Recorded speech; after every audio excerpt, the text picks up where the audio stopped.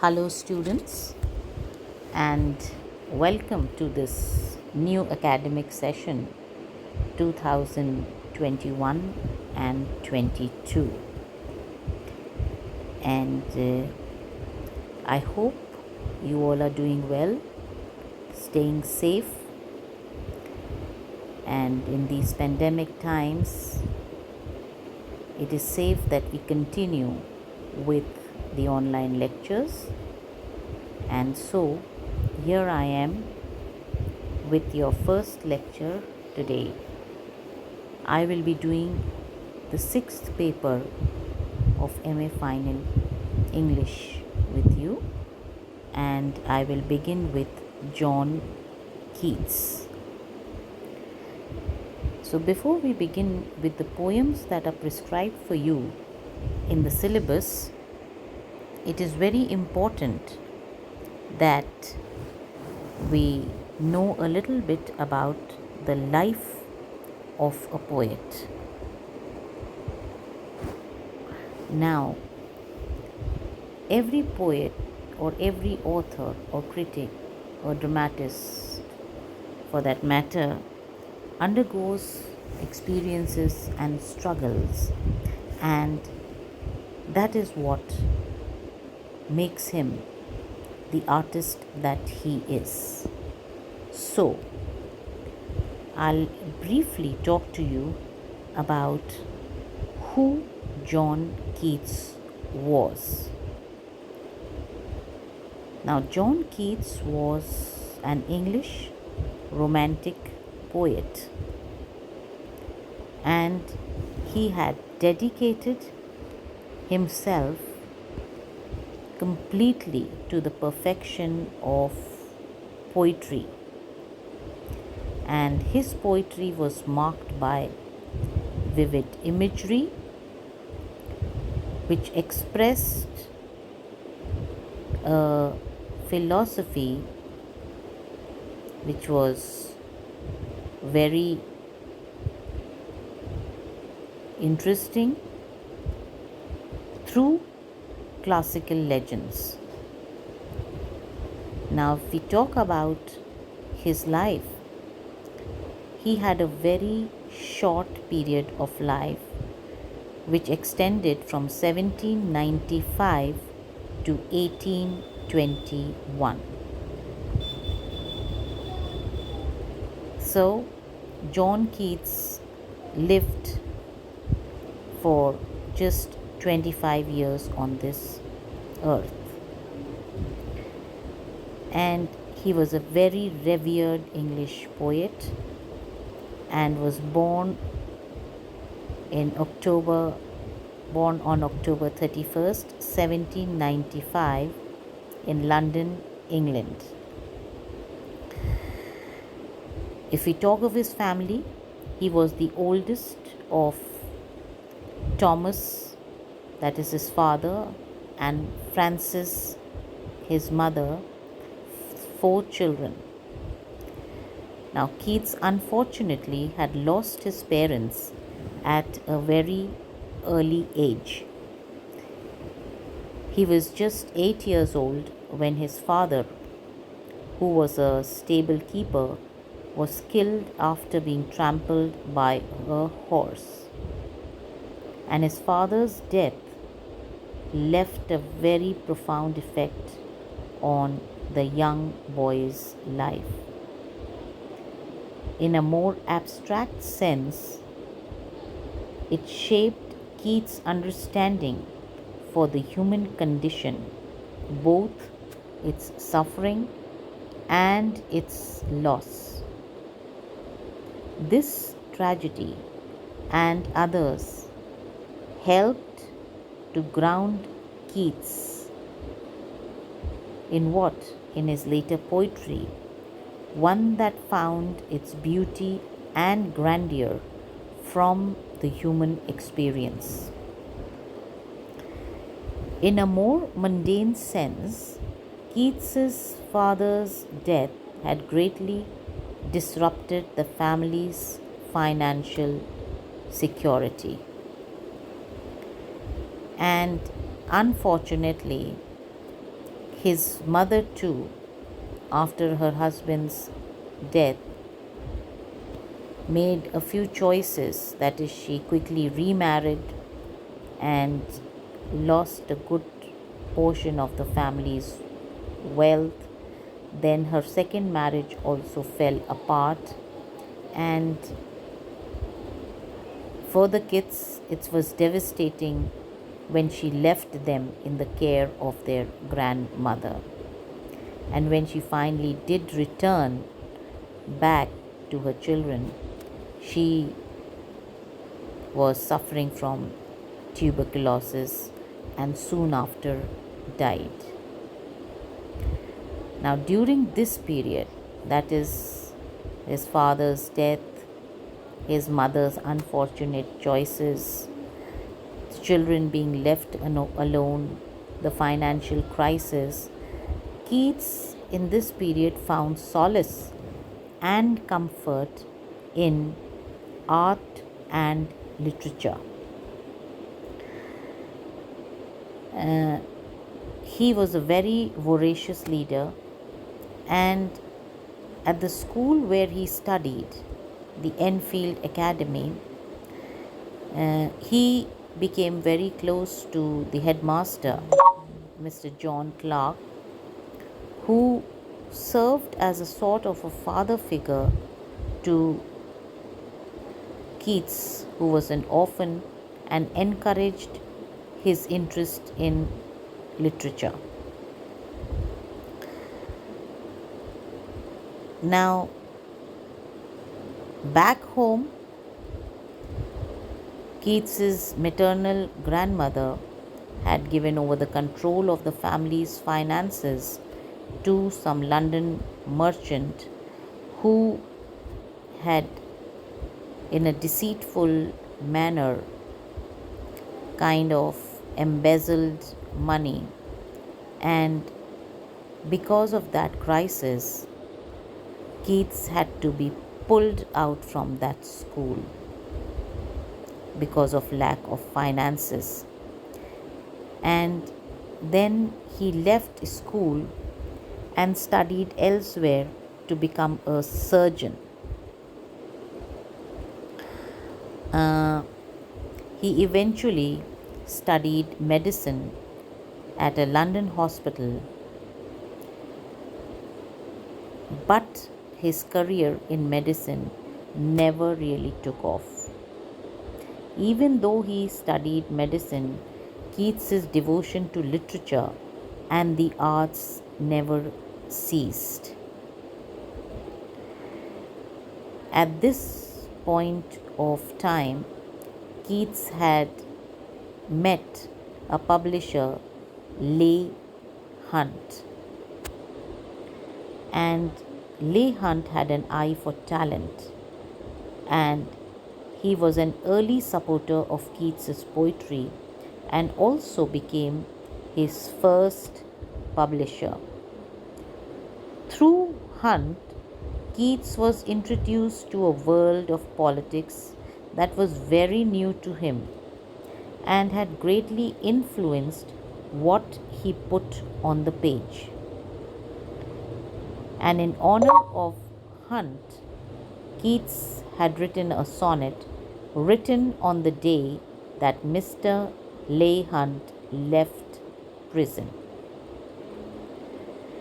So, Keats was greatly indebted to Hunt, who had introduced this young poet to other poets like Shelley and Wordsworth.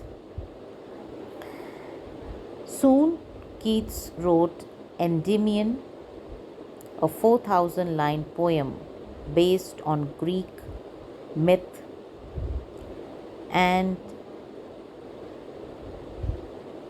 then, because of his very daring and bold style, he received a lot of criticism. One critic kind of called the work imperturbable, driveling idiocy of Endymion. So, with such a lot of negative criticism, Keats' confidence shook and he became hesitant to publish other works. In a way, it kind of destroyed the young poet and also led to his declining health, though this has been refuted. Uh, by the end of 1817,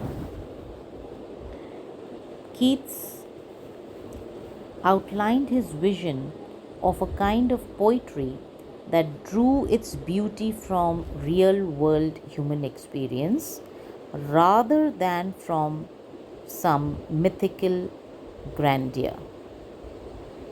So his focus was more on the real world human experience. Keats was also formulating the thinking behind his most famous doctrine, negative capability, which is the idea that humans are capable of transcending intellectual or social constraints and far exceed creatively or intellectually what human nature is thought to allow. In effect, Keats was responding to his critics and their conventional thinking. Keats at this time saw a world which was more chaotic than more creative. And as he matured in the summer of 1818, Keats took a walking tour in northern England and Scotland, and at this time returned home later to care for his brother Tom, who had fallen deeply ill with tuberculosis. Now, his mother had already died of the disease. His brother had also contracted it. And at this time, Keats also fell in love with a woman named Fanny Brawne. And he continued to write prolifically. His work included his first Shakespearean sonnet, When I Have Fears That I May Cease to Be, and this was published in January 1818. And then Keats published another poem, Isabella, which was the story of a woman who falls in love with a man beneath her social standing instead of the man her family had chosen her to marry. But later he came to dislike this work. He also wrote the beautiful To Autumn, the Ode, which is a very sensuous work published in the year 1820. And in this ode, he describes ripening fruits, sleepy workers, and a maturing sun. And here, Keats demonstrated a style which was very admirable and one that was filled with more sensualities than any other contemporary romantic poet. Keats' writing also revolved around a poem he titled Hyperion, which was an ambitious romantic piece inspired by Greek myth that told the story of the Titans' despondency after their losses to the Olympians. Soon after, his brother Tom died, and this halted his writing. And when he returned to work in 1819, he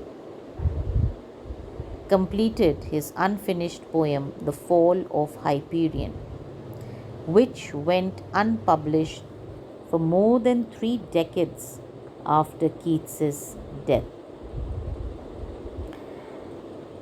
So, this of course speaks to the small audience for Keats's poetry during his lifetime. Unfortunately, in 1819, Keats contracted tuberculosis and his health soon deteriorated. And he finally decided to go off to Italy with his close friend Joseph Severn. And on the advice of his doctor, he went with his friend, as the doctor had told him he needed to be in a warmer climate for the winter. And this trip also marked the end of his romance with Fanny Brawne. His health issues and his own dreams of becoming a successful writer had stifled the chances of ever getting married. The last few months of Keats's life were very painful, and it was a bad attack of tuberculosis with a lot of bleeding and suffering, and during that time it was an incurable disease. And finally, Keats died on February 23, 1821. So, this is a short biography of Keats's life and his experiences, his struggles, what he went through physically and emotionally. And I strongly believe that whatever a writer experiences throughout his life shape his personality and also impact his body of work.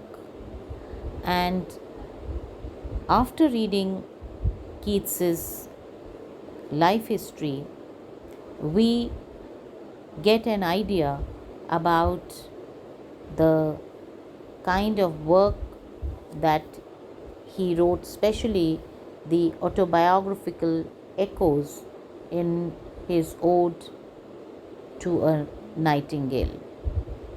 So, whatever he suffered, we find echoes of that in his work as well.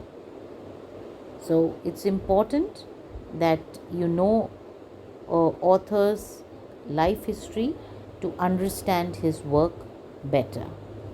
We end here.